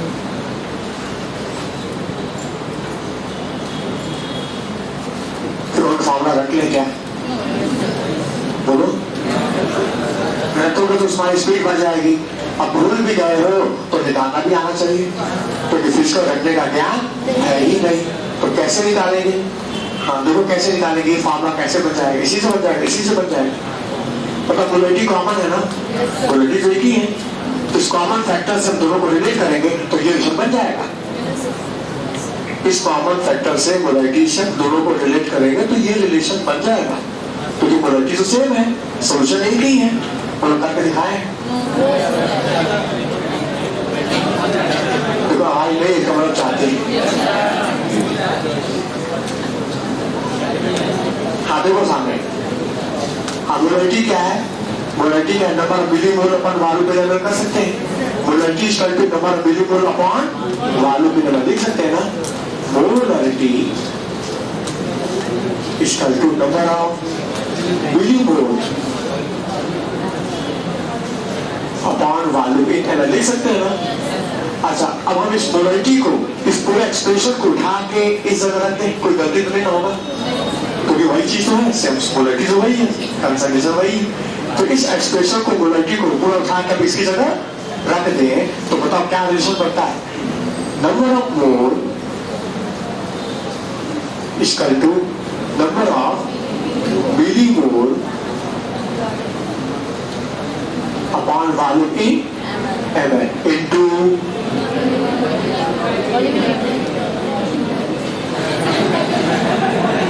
कैसे सिखाए हम लोग को? अभी छवि लेके आते हैं, जो चार में जोड़ेंगे तो सब की आंख खुल रहेगा तो करा तो भाई मैंने से तैयार किया मतलब सब निकालने से पहले सोचना होगा कि आखिर किसको दे रहे हैं, तो ऐसे तो सब चौपड़ हो जाएगा। चौकन्ना आके बैठा भाई छवि का इंतजाम करते हैं हम तो, और जिसकी आंख झपकी है उसको हम समझ लेंगे।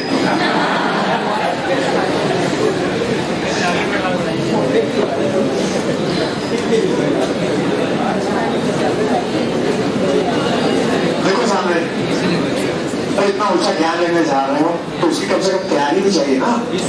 इसको हल्के से मत सौदा करो मेरे साथ, क्योंकि अभी बहुत गहराई है इसके अंदर, तो इतनी गहराई में जाने के लिए कम से कम उतनी ताकत होनी चाहिए। जिस लक्ष्य में तुम आए हो वो इतना आसान नहीं इस बात सोच के बैठो कि बस एंजॉय भी करें, मस्ती भी करें और ये भी मिल जाए। पहली बार अपनी दिनचर्या सही करनी होगी। दिनचर्या सही करोगे तो यहाँ फिट होकर बैठोगे। अब तुम बाहर का भी मजा लो, यहाँ का भी मजा लो, दोनों चीज नहीं मिलेगा। रोटी गन्ना एक साथ नहीं मिल सकता, इसलिए एक ही चीज मिलेगा, या तो यहाँ का फायदा उठाओ या तो बाहर का मजा ले लो। जो बाहर का एंजॉय करेगा वो क्लास में ही आएंगे, बता रहे। और जो अपने आप को सेव करके चलेगा, रिजर्व करके चलेगा, आइसोलेट करके चलेगा, अंतर्मुख होगा, तो वायु मुक्ता छोड़नी पड़ेगी, तब जाके यहाँ का फायदा उठाएगा। बड़ी कंसंट्रेशन चाहिए, एकाग्रता इस ज्ञान को पाने के लिए। ये ऐसा नहीं मेरी क्लास सब में ही चाहिए, चाहे फिजिक्स हो चाहे बायो, सब में ही चाहिए। यदि तुम अपनी रहनी सही कर लोगे ना, तुम्हारा हर चीज सही हो जाएगा, हर सब्जेक्ट तुम्हारा दुरुस्त हो जाएगा। और रहनी सही नहीं है, दिनचर्या ही गड़बड़ है, तो निश्चित क्लास में नींद आएगी। देखो सामने, हाँ ये है तुम्हारा मामला बन गया। देखो सामने सोल्यूशन एक है, कोई भी सोल्यूशन है, हम सोल्यूशन तो एक है, मोलरिटी तो सेम रहेगी ना। सोल्यूशन मामला बदल रहा है, सोल्यूशन तो एक ही है। मान लो कोई मालूम खाया, कोई भी मालूम बोलो, बोलो कोई मालूम बोलो अपने मन से, 1 लीटर 100 लीटर कुछ भी बोलो, हम कर देंगे कि मामला बन जाएगा अपने आप। मान लो 1 लीटर सर मेरे पास 1 लीटर कितना बोलो 200, चलो 200 ml सोल्यूशन है तुम्हारे पास। तुम्हारे पास 200 ml का सोल्यूशन है 2 मोल का, बोलो क्लियर? तुमको क्या निकालना है? नंबर ऑफ मोल, क्या निकालना? मिलीमोल। ठीक है, देखो सामने तुमने मोलरिटी यहाँ 2 दिया है ना, मोलरिटी गायब हो गई ना, मोलरिटी हट गई ना, वॉल्यूम रखना तुमको, वॉल्यूम मोलरिटी गायब हो गई, मोलरिटी हट के नहीं मामला बना है। तुम्हारे पास 200 ml सोल्यूशन है, तो जब यहाँ ml लिखा है तो यहाँ क्या रखोगे? 200 रखोगे। जब यहाँ ml है तो यहाँ क्या रखोगे? 200। और यहाँ लीटर रखा है तो क्या करोगे? यहाँ रखोगे 200 ml है ना, तो यहाँ भी क्या रखोगे? क्या 200 रखोगे? यहाँ रखोगे 200/1000 नहीं रखोगे। आपका क्या देखो फार्मूला बन गया, नंबर ऑफ मिलीमोल पर 1000। तुमने मालूम 1 लीटर सोल्यूशन किया 1 लीटर, तो जब 1 लीटर लोगे तो यहाँ क्या रखाएगा 1, और यहाँ ml में रखा है कितना 1000। बात तो फिर वही आ गई। कोई भी सोल्यूशन हो मालूम उसका कोई डिफाइन है, तो उसको मालूम को तुम जिस यूनिट में रखोगे फार्मूला ये बन जाएगा अपने। तो number of mole is equal to millimole upon 1000। बोलो बात समझ में आई?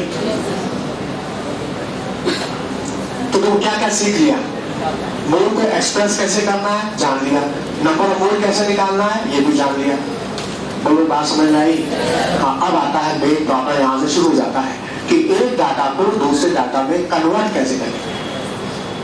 मतलब तुम्हारे कपड़े की दुकान है, तुमको कॉपियां खरीदनी है, तो कपड़े से कॉपियां नहीं मिलेंगी, उस कपड़े को बेचना होगा, उस बेच करके पैसा कमाना होगा, उस पैसे तुम जो चाहे खरीद सकते हो। तो यहाँ पर भी तुमको मानो तुम्हारे पास कुछ नंबर दिया है, नंबर में नंबर दिया है और नंबर तुमको जाना किधर है, वॉल्यूम में। तो नंबर से वॉल्यूम जाने के लिए पहले क्या निकालना होगा, ठीक है। एक जगह से दूसरी जगह जाना है तो तुमको बोल के ही द्वारा आगे बढ़ना होगा। ये चार रास्ते हैं, एक रास्ता नंबर की तरफ जाता है, एक वॉल्यूम की तरफ, एक चार्ज की तरफ, एक वेट की तरफ। एक रास्ते से दूसरे रास्ते जाने के लिए पहले इस मोड़ रूपी चौमानी को पार करके ही जाना होगा। बिना मोड़ के तुम कोई भी प्रॉब्लम सॉल्व नहीं कर सकते, बिना रुपए के तुम कोई भी सामान नहीं खरीद सकते। सामान के बदले सामान का चेंज का कोई सिस्टम नहीं हमारे। तुमको सामान पहले बेचना होगा, पैसा कमाना होगा, उस पैसे तुम जो चाहे खरीद सकते हो। तो इस मोड़ से तुम जो भी सामान को इंटरचेंज कर सकते हो, बिना मोड़ के इंटरचेंज नहीं होगा। ये बात पहले समझ लो, बोलो क्लियर हुआ। अब देखो, जैसे मान लो तुमको एल्युमिनियम दिया, 20 ग्राम एल्युमिनियम दे दिया, एल्युमिनियम का टुकड़ा, और कहता है इस एल्युमिनियम के टुकड़े में कितने एल्युमिनियम एटम होंगे, number of aluminium atom, number of aluminium atom. दिया क्या है, दिया क्या है, अब पूछ क्या रहा है, नंबर। दिया है वेट, पूछ क्या रहा है, नंबर। तो तुमको जाना कि वेट से नंबर, जाना है वेट से नंबर, तो पहले बोल रूपी चौमानी पार करके जाना होगा। बिना चौमानी को क्रॉस किए हम एक रास्ते से दूसरे रास्ते नहीं जा सकते, पहले निकालना होगा बोल। अच्छा, बोल कैसे निकाले, क्वेश्चन बोल कैसे निकाले, ये दिया क्या है, वेट दिया है। अच्छा, किसका दिया है, एलिमेंट का दिया है। तुमको एल्युमिनियम दिखता है, हमको एलिमेंट दिखता है, ये एलिमेंट का वेट है और एलिमेंट का वेट उसका एटॉमिक वेट। तो क्या करें, इस वेट को इसके एटॉमिक वेट से भाग देंगे, 27। बताओ ये क्या आया, नंबर बोल आया, किसका, एल्युमिनियम का वेट रखे हो तो एल्युमिनियम का नंबर आएगा। रख है वेट एल्युमिनियम का, अमोल रिफाइन कर रहा ऑक्सीजन का। गलती करते हैं, होता है गलती, इसलिए कंसंट्रेशन चाहिए पूरा ध्यान से। हाँ, एल्युमिनियम का वेट है, एटॉमिक वेट रख दिया, मोल आ गया, लेकिन हमको चाहिए क्या, number of atom, number of aluminium atom. हमको पता है एक मोल कोई भी हो उसका संख्या होती है m0, यानी 6.023 10 का पावर 23 इतने पार्टिकल होते हैं। क्योंकि एक मोल में m0 तो इतने मोल में ये आंसर आपको, कोई दिक्कत। मान लो तुमको CO2 गैस दी गई है NTP पर, जिसका वॉल्यूम है 1.12 लीटर, 1.12 लीटर दिया है गैस का वॉल्यूम। अब पूछ रहा है इसका वेट, इसका नंबर कितने वेट होगा, इसका नंबर क्या होगा, पूछ रहा है। क्या करेंगे, क्योंकि गैस का वॉल्यूम दिया है, कंडीशन NTP है, तो इस गैस के वॉल्यूम को स्टैंडर्ड वॉल्यूम से, यानी क्या होगा 1.12 लीटर डिवाइडेड बाई 22, ये क्या आ गया, नंबर ऑफ आ गया। अच्छा, चाहिए क्या तुमको, वेट, और निकाला तुमने नंबर, मोल निकाला, मोल से निकालना क्या है, वेट। तो कैसे निकालेंगे, हाँ, एक मोल का वेट उसका फार्मूला वेट होता है, मतलब फार्मूला वेट कितना सीट होगा, 44। क्योंकि एक मोल का वजन 44 ग्राम, 44 ग्राम फार्मूला वेट, तो इतने मोल का वजन कितना होगा, इंटू 44। ये आ गया आंसर। क्योंकि एक मोल का वेट फार्मूला वेट 44 ग्राम, तो इतने मोल का वेट इंटू 44, ये आ गया वेट, इतने लीटर CO2 का। अच्छा, मान लो नंबर निकालना, नंबर, तो एक मोल में m0 मॉलिक्यूल होते हैं, तो जितना मोल आ रहा है इंटू m0 हो गया। बोलो बात समझ में आया। करने का मतलब एक डाटा को दूसरे डाटा में कन्वर्ट करना है तो हमको मोल के थ्रू कन्वर्ट कर सकते हैं। अब देखो, मोल एक जनरल टर्म होता है, वो तुम सबके लिए इस्तेमाल कर सकते हो, चाहे एलिमेंट हो, मॉलिक्यूल हो, आयन हो, सबके लिए इस्तेमाल किया जा सकता है। लेकिन स्पेसिफिक टर्म, मॉडर्न टर्म सबके लिए अलग अलग होता है। अब जैसे किसी ने एमबीबीएस कर लिया, उसको हम डॉक्टर बोल देंगे, लेकिन उसने आगे चल के स्पेशलाइजेशन कर लिया हार्ट पर, तो कहेंगे कार्डियोलॉजिस्ट हो गया। ठीक है, इसने बोर्ड पर रिसर्च कर लिया, इसको कहेंगे ऑर्थोपेडिक्स हो गया। और बच्चों को बेचारा रिसर्च कर लिया, कहेंगे पेडियाट्रिक्स हो गया। तो ये जो स्पेशल नाम दिया जाता है उसका स्पेशलाइजेशन होता है। तो सभी एमबीबीएस, सभी एमबीबीएस के सभी डॉक्टर हैं, लेकिन सबको अलग अलग स्पेशलाइजेशन दिया जाता है। उसी तरह से केमिस्ट्री में भी मोल एक जनरल टर्म होता है, तुम सभी के लिए इस्तेमाल कर सकते हो, सभी डॉक्टर हैं, लेकिन स्पेशलाइज वर्ड सबके लिए अलग अलग होता है। क्या? मान लो एलिमेंट है, मान लो एलिमेंट है जिसका फॉर्मूला क्या होता है एटम का, तो इसके स्पेशलाइज वर्ड होगा ग्राम एटम। क्या बोलेंगे इसको? Gram atom. एलिमेंट भी यूज करेंगे ग्राम एटम। ये मॉडर्न कंसेप्ट हो गया। जैसे कहना एक मोल सोडियम, या इसको ये जनरल वर्ड हो गया, या 1 ग्राम एटम्स ऑफ सोडियम, ये स्पेशलाइज्ड टर्म हो गया। ठीक है, मोल एक जनरल टर्म होता है, तुम सभी में इस्तेमाल कर सकते हो, किसी के लिए भी। जैसे डॉक्टर, सबको बोलते डॉक्टर नहीं है, एमबीबीएस किया तो डॉक्टर तो नहीं है, लेकिन तुमने कार्डियोलॉजिस्ट बोल दिया, थोड़ा स्पेशलाइजेशन हो गया। ऑर्थोपेडिक्स बोल दिया, पेडियाट्रिक्स बोल दिया, मतलब स्पेशलाइज कर दिया, और ज्यादा अच्छा हो गया ना, मॉडर्न टर्म। उसी तरह से एलिमेंट के लिए स्पेशलाइज वर्ड है ग्राम एटम। अच्छा, मतलब एटम क्यों बोला? क्योंकि एटम, इसका फॉर्मूला एटम का होता है, तो बोलते हैं ग्राम एटम। अच्छा, इसके लिए ग्राम मॉलिक्यूल, मॉडर्न कंसेप्ट। इसके लिए ग्राम आयन, इसके लिए ग्राम फॉर्मूला। समझ में आया? मोल एक जनरल टर्म होता है, तुम किसी के लिए भी इस्तेमाल कर लो, लेकिन specialise word, modern term for element is gram atom, molecule is gram molecule. Ion के लिए ग्राम आयन, कंपाउंड है तो ग्राम फार्मूला। बोलो, समझ में आया? अच्छा, अब हम क्या करते हैं, सारी बातों को समेटते हैं। समेटने से क्या होगा ना, तुम्हारा दिमाग खुल जाएगा, तुमको हर चीज दिखने लग जाएगी, और क्वेश्चन लगाने की स्पीड बढ़ जाएगी। बात समझ आए ना? सारी बातों को हम समेट रहे हैं किसी एग्जाम्पल के थ्रू। देखो समझ,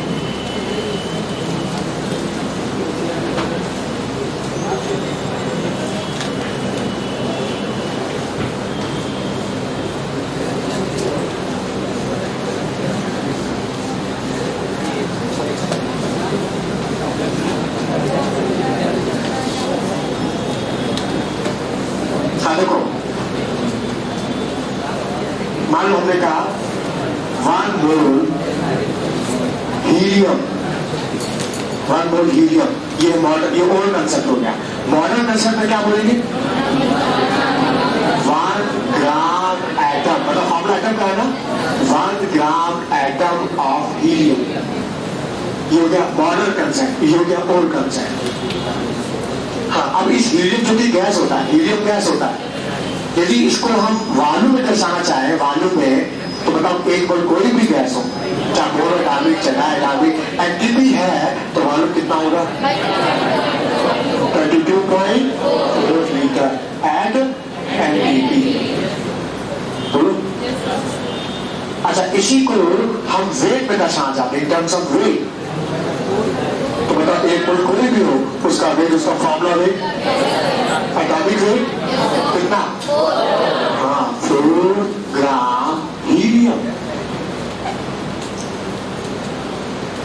इसी को हम नंबर में दर्शाना चाहते हैं, तो इन टर्म्स ऑफ नंबर, तो एक मोल कोई भी गैस हो, कोई भी हो, उसका नंबर एवोगाड्रो नंबर, यानी N0 एटम ऑफ हीलियम।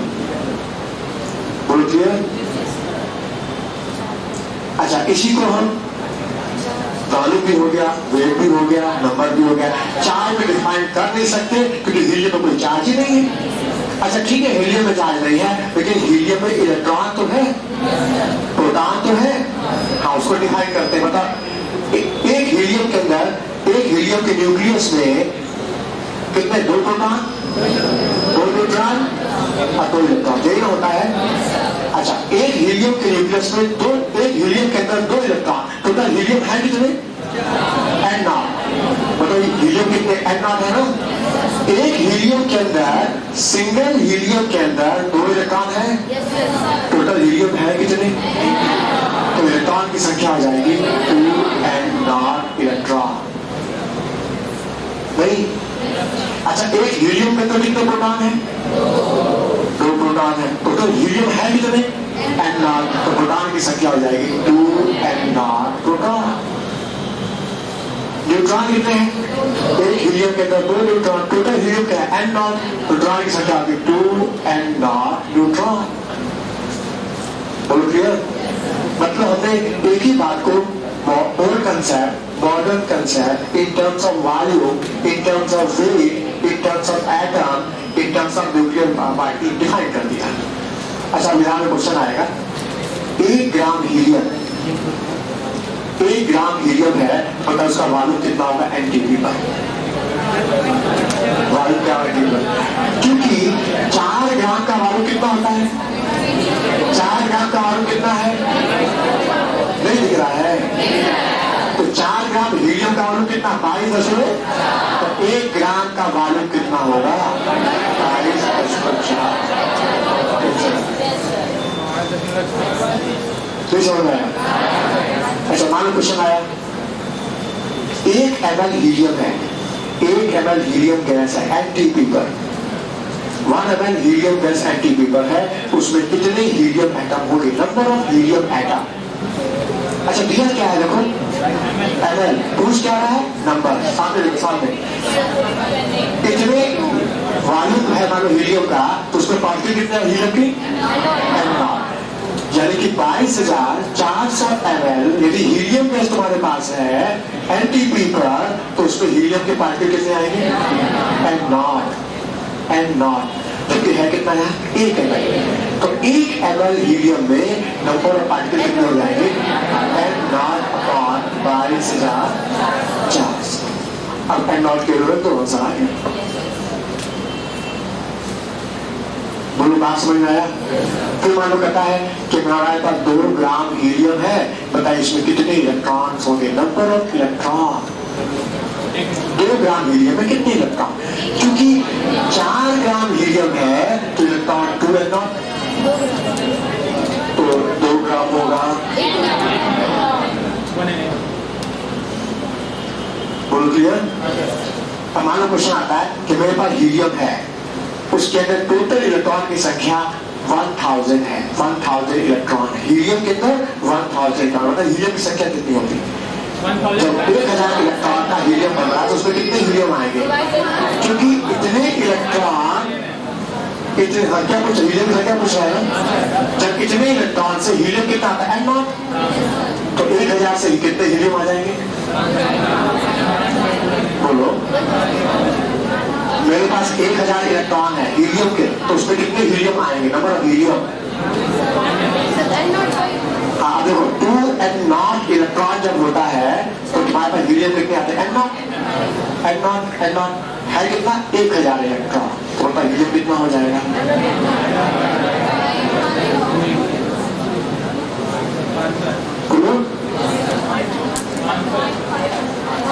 कितने? नहीं समझ में आया?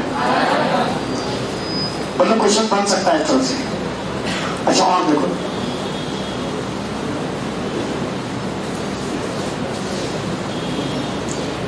हाँ तुम्हारे पास 1 मोल ओजोन है, या ऐसा कर लो 1 मोल सुपर ऑक्साइड आयन है, सुपर ऑक्साइड आयन 1 मोल सुपर ऑक्साइड आयन है।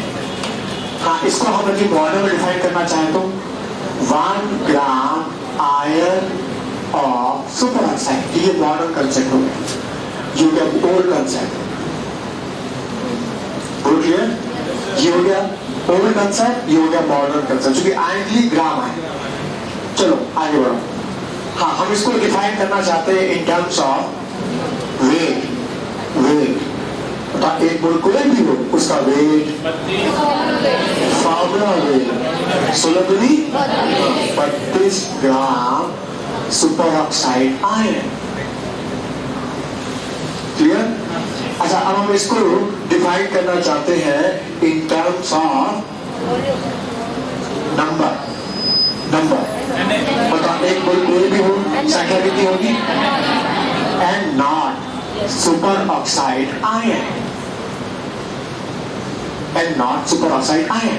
अच्छा, इसको हम डिफाइन करना चाहते हैं इन टर्म्स ऑफ चार्ज। एक मोल सुपर ऑक्साइड, क्योंकि एक सुपर ऑक्साइड में एक इलेक्ट्रॉन का चार्ज, एक सुपर ऑक्साइड में एक इलेक्ट्रॉन का चार्ज, एक मोल सुपर ऑक्साइड में एक मोल इलेक्ट्रॉन का चार्ज। याद रखना, नंबर का रेशियो मोल का रेशियो एक ही होता है। जो नंबर का रेशियो होगा वही मोल का रेशियो होगा। जैसे हमने चौक खरीदी 1 दर्जन, तो 12 पीस मिलेंगे आपको, बोलो। अच्छा, हमने इसके 2 टुकड़े कर दिए, तो एक चौक के 2 टुकड़े हो गए। हम 1 दर्जन चौक लेके आए तो कितने दर्जन टुकड़े मिलेंगे? बोलो। अभी कोई बोला 24। एक हमने ये चौक हो गई ना, हमने 1 दर्जन खरीदा तो बता 12 पीस मिलेगा आपको। अच्छा, एक चौक के 2 टुकड़े कर दिए, एक चौक के 2, 1 दर्जन चौक लिया, कितने दर्जन टुकड़े? 2 दर्जन होगा।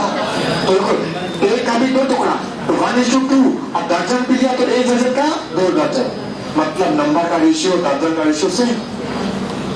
वैसे ही नंबर का रेशियो भी मोल का रेशियो क्या होगा? से। अब बताओ, एक सुपर ऑक्साइड के अंदर 1 इलेक्ट्रॉन का चार्ज है, तो 1 मोल सुपर ऑक्साइड होगा तो उसमें 1 मोल इलेक्ट्रॉन का चार्ज हुआ ना।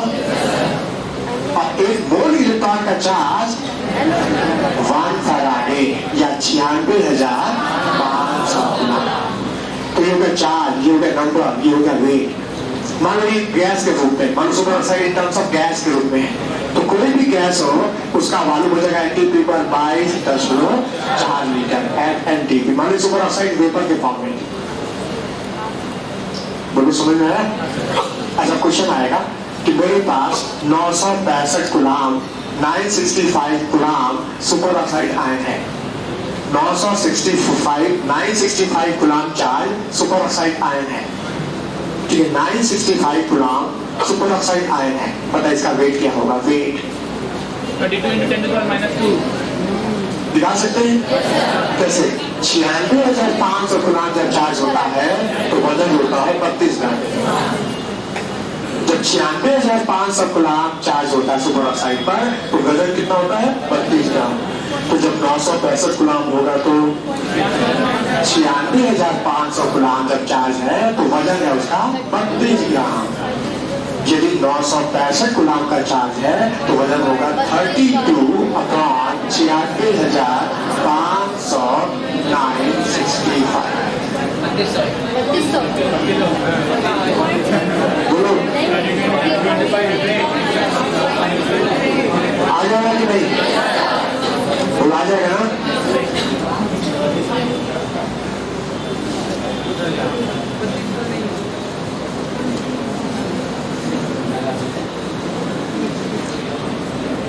मान लो आपको 1 ग्राम सुपर ऑक्साइड आयन दिया गया, 1 gram superoxide ion. What is the charge in faraday? इस पर कितना फैराडे चार्ज होगा? 1/32 faraday. 1 gram superoxide ion दिया, 1 ग्राम वेट, 1 ग्राम वेट।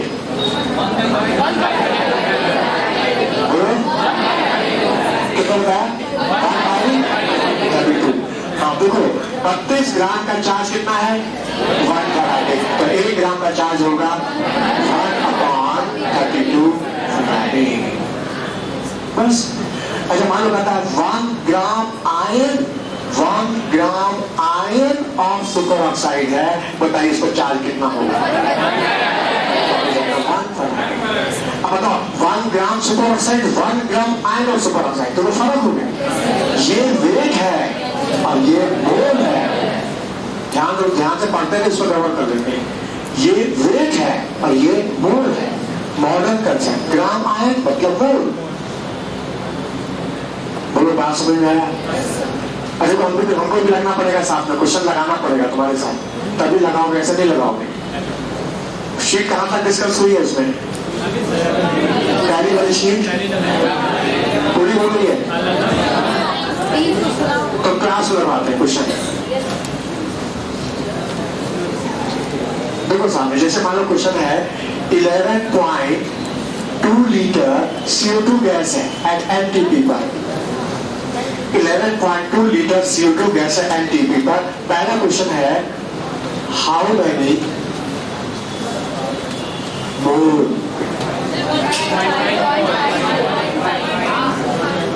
ऐसा वो आंसर लिख लो, हम मिलाएंगे एक साथ। पहले क्वेश्चन लिख लो, उसका आंसर कॉपी बना लो, फिर मेरे साथ मिलाना। How many mole, how many gram molecule of CO2। तीसरा क्वेश्चन है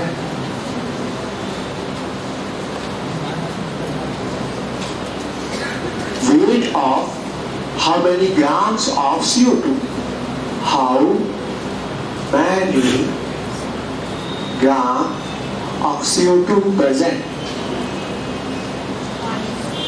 Question number, how many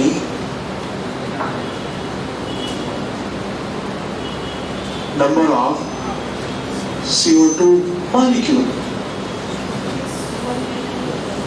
Question 5, how many atoms of carbon, how many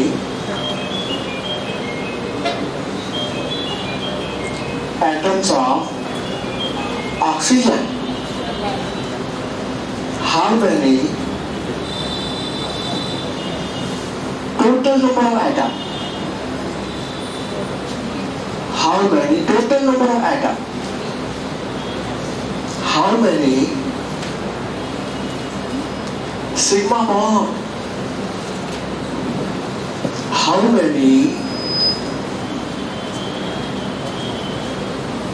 pi electron, pi bond, पहले pi bond, फिर उसके बाद how many pi electron, how many lone pair, ठीक। 11.2 litre CO2 gas NTP पर, तो कितने मोल, gram molecule, ग्राम, ठीक है। How many number of molecules of CO2, how many carbon atom, oxygen atom, total atom, sigma bond, pi electron, lone pair.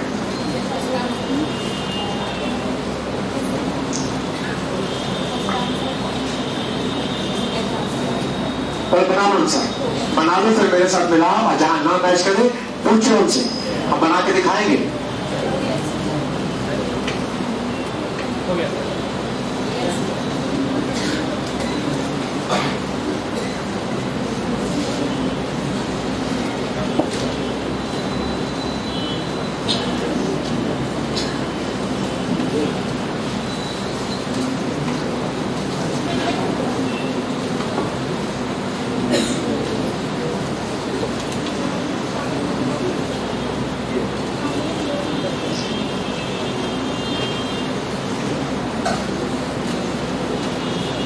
हो गया?